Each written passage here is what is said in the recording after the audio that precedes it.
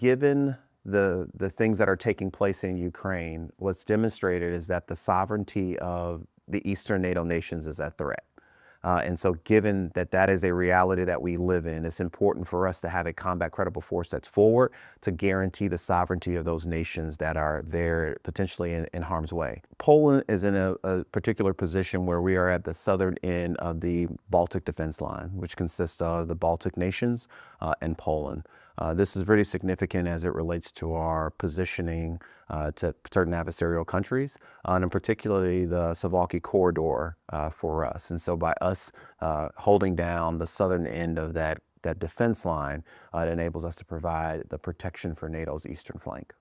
This region is of particular importance for the alliance because of the famous Suwałki corridor, right? So this is a corridor that connects Russia and Belarus to the Kaliningrad obelisk.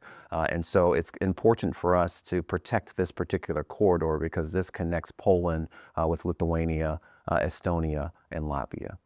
And so by us being here and present in this particular area, we demonstrate that, we will maintain a forward presence, we will establish deterrence, and most importantly, we will create space to allow for our allies to continue to build their defenses, become stronger, become more collective in our ability to be able to defend into the future.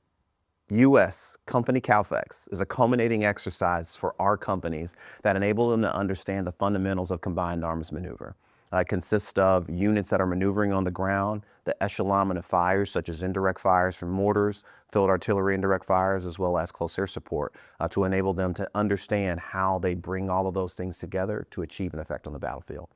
It's us incorporating elements of our UK reconnaissance company, our Romanian air defense battery, and bringing those elements in a tactical situation to enable them to understand how they work with us in that type of scenario that mimics what we would do in the times of crisis or conflict. Our training enables us to heighten our lethality, to build interoperability, but most importantly, it helps us to understand where are places that we need to innovate.